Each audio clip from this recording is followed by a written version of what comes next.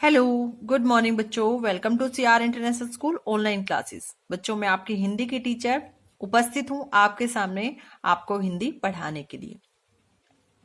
बच्चों, आज की इस वीडियो में हम हमारा न्यू चैप्टर जिसका नाम है भारत को आजाद कराने वाले आजाद, ठीक है।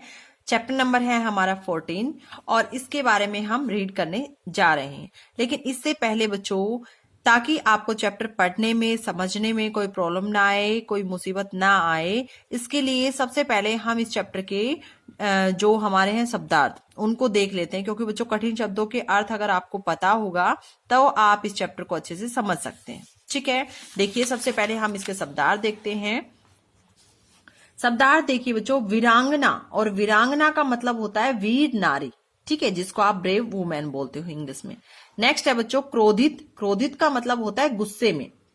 परतंत्रता, परतंत्रता का मतलब होता है बच्चों गुलामी। निर्भीकता, निर्भीकता का मतलब होता है निडरता। फिरंगी, फिरंगी का मतलब होता है बच्चों अंग्रेज। घोषित, ऐलान, असहयोग, साथ न देना, ठीक है। सहयोग मतलब साथ देना, और ए इसके सामने लग गया तो क्या बन गया बच्चों? असहयोग। असहयोग का मतलब होता है साथ न देना, ठीक है। सहयोग मतलब साथ देना, और ए आगे लगा दिया तो साथ न देना। विश्वासघाती, विश्वासघाती का मतलब होता है बच्चों विश्वास तोड़ने वाला। जीविकोपार्जन, जीविकोपार्जन का मतलब होता है जीने के लिए कमाना, यानी अपना जीवन व्यतीत करने के लिए कमाना, ठीक है। मनमोहक, मनमोहक का मतलब होता है बच्चों मन को मोहने वाला। नेक्स्ट है अदालत। अदालत का मतलब होता है कचहरी, जिसको आप इंग्लिश में कोर्ट बोलते हो। नेक्स्ट है बच्चों साधना। साधना का मतलब होता है इच्छा या कामना, ठीक है, जिसको आप इंग्लिश में विश बोलते हो। नेक्स्ट है बच्चों रक्त। रक्त, रक्त का मतलब होता है खून, जिसे आप इंग्लिश में ब्लड बोलते हो। नेक्स्ट है योजना। योजना का मतलब होता है उपाय। अहिंसा, हिंसा के बिना। ओके, ये थे हमारे शब्दार्थ, और इसी के साथ हम अपने चैप्टर को स्टार्ट करने जा रहे हैं। देखिए बच्चों, चैप्टर नंबर 14 जिसका नाम है भारत को आजाद कराने वाले आजाद, यानी भारत को आजाद कराने में आजाद जिनका नाम था चंद्रशेखर आजाद, ये इनका पूरा नाम था। इन्होंने अपना योगदान दिया था, ठीक है। आज इस चैप्टर में हम इनके बारे में पढ़ने वाले कि वो क्या थे, उन्होंने हमारे देश के लिए क्या क्या किया, ठीक है। आज अगर हम अपने अंग्रेजों से मुक्त हैं, अपनी आजादी के साथ जी रहे हैं, तो किसकी वजह से बच्चों? चंद्रशेखर आजाद की वजह से। देखिए, हमारे देश की जो भूमि है कभी भी ऐसे वीरों एवं वीरांगनाओं से खाली नहीं रही जिन्होंने देश की आजादी के लिए अपने प्राणों को बलि दे दी, यानी अपने प्राणों की इन्होंने बलि दे दी थी। किसने? हमारे देश को आजाद कराने में बच्चों अनेक वीरों और अनेक वीरांगनाओं, वीरांगनाओं मतलब जो ब्रेव जो वुमेन होती है उनको वीरांगना बोलते हैं, ठीक है, इन्होंने अपना बलिदान दिया था। इन्हीं वीर अमर शहीदों में से एक है चंद्रशेखर आजाद। उनकी बहादुरी तथा निडरता को लेखक ने अत्यंत मनमोहक, मनमोहक मतलब मन को मोहने वाला, मन को मोहने वाले शब्दों में रचकर हमारे समक्ष प्रस्तुत किया है। यानी आज इस चैप्टर में हम उनकी बहादुरी के बारे में, उनकी निडरता के बारे में पढ़ने वाले हैं कि चंद्रशेखर आजाद जो थे वो कितने बहादुर थे, कितने निडर थे। वो बिना डर के, यानी बिना किसी से डरे सबसे अपने भारत देश को आजाद कराने के लिए उनके सामने खड़े हो जाते थे, ठीक है। उनकी बहादुरी के किस्से सभी ने सुने हुए हैं। आप अपने मम्मी पापा दादा दादी से इनके बारे में जान सकते हो, वो और बच्चों आपको ज्ञान की बातें बताएंगे इनके बारे में, ठीक है। अब देखिए बच्चों, चैप्टर को स्टार्ट करते हैं। काशीपुर की जिला मजिस्ट्रेट की अदालत में बड़ी भीड़ लगी थी, यानी काशीपुर का जो जिला था उसकी जो मजिस्ट्रेट की अदालत थी वहां बहुत बड़ी भीड़ लगी हुई थी।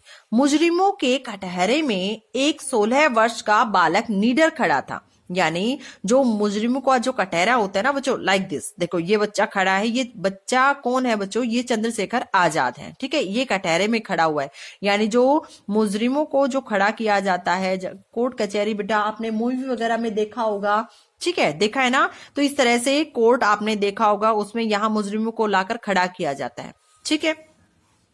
जज ने बालक से पूछा, अब जज आते हैं और जज ने बालक से पूछा तुम्हारा नाम क्या है? बालक ने गर्व से उत्तर दिया आजाद। यानी जब जज आते हैं, जज साहब आते हैं, तो जज साहब ने इससे नाम पूछा कि बेटा आपका क्या नाम है, तो इन्होंने गर्व से यानी घमंड से उत्तर दिया क्या, आजाद। मजिस्ट्रेट ने पूछा तुम्हारा घर कहाँ है, बालक ने सीना तान कर उत्तर दिया जेल खाना, यानी मेरा घर कहाँ है, जेल खाना।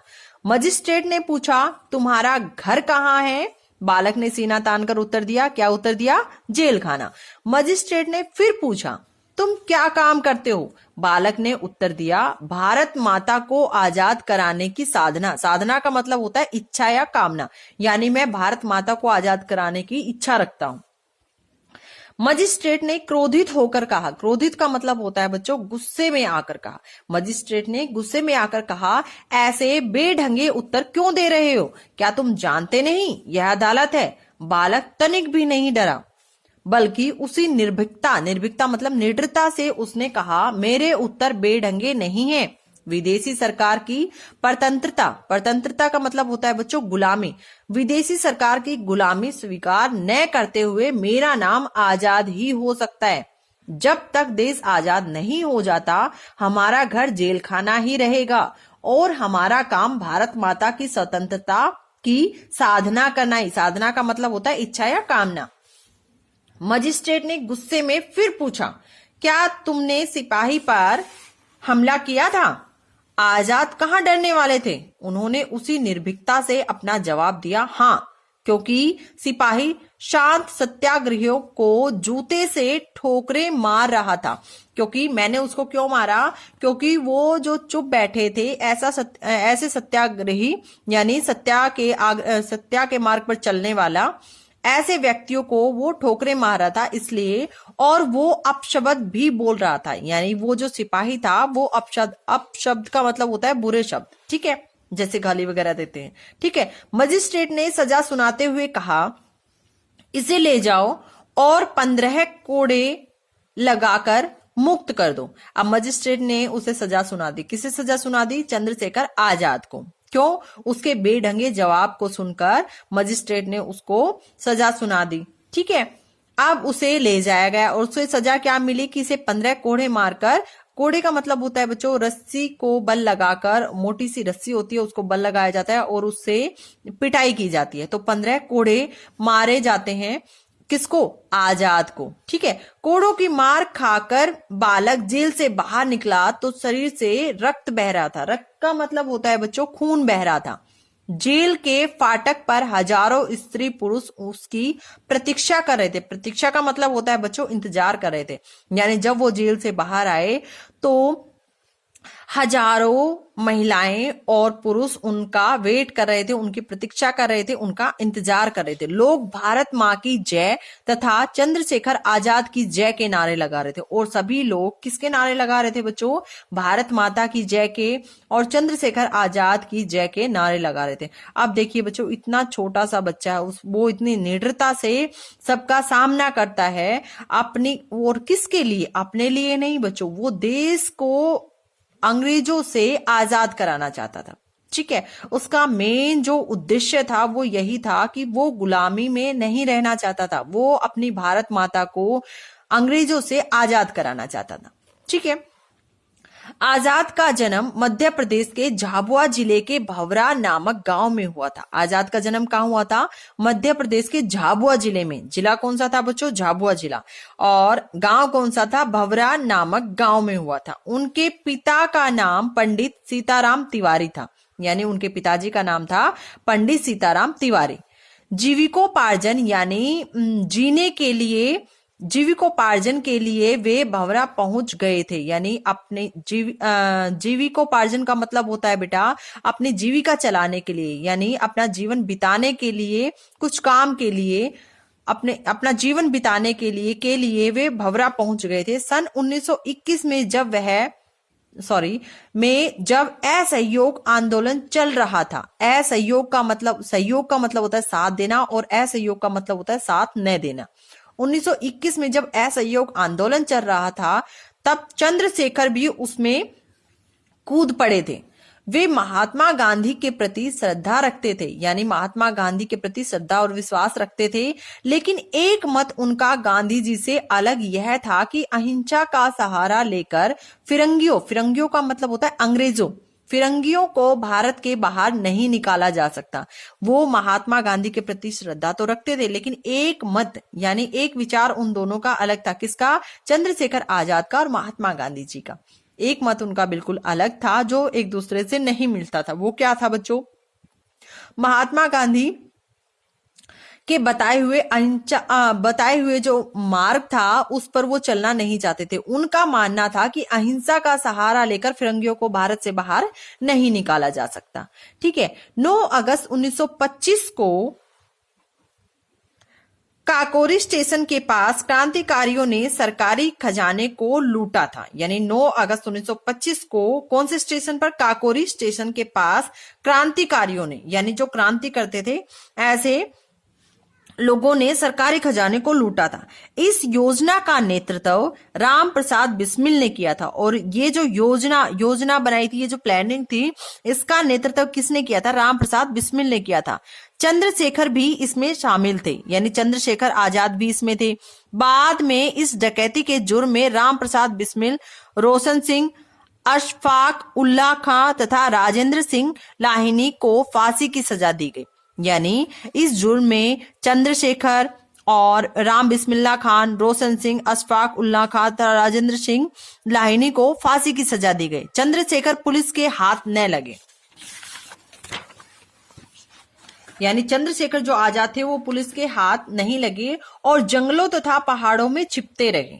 उन्हें पकड़ने के लिए पुलिस ने बड़े बड़े इनाम घोषित किए, यानी बड़े बड़े इनामों का ऐलान किया, पर वे पुलिस के हाथ न आए। लेकिन वो पुलिस के हाथ नहीं आए। प्रयाग में एक दिन जब वे अल्फ्रेड पार्क में बैठे थे, तभी एक विश्वासघाती का मतलब होता है बच्चों विश्वास तोड़ने वाला, यानी तभी एक विश्वासघाती ने पुलिस को सूचित कर दिया। सूचित का मतलब होता है सूचना दे दी, यानी विश्वास तोड़ने वाले किसी व्यक्ति ने किसको? पुलिस को सूचना दे दी। पुलिस ने उन्हें घेर लिया और सूचना मिलने पर पुलिस ने उन्हें चारों तरफ से घेर लिया। जैसे देखो बच्चों पिक्चर में दिखाया हुआ भी है।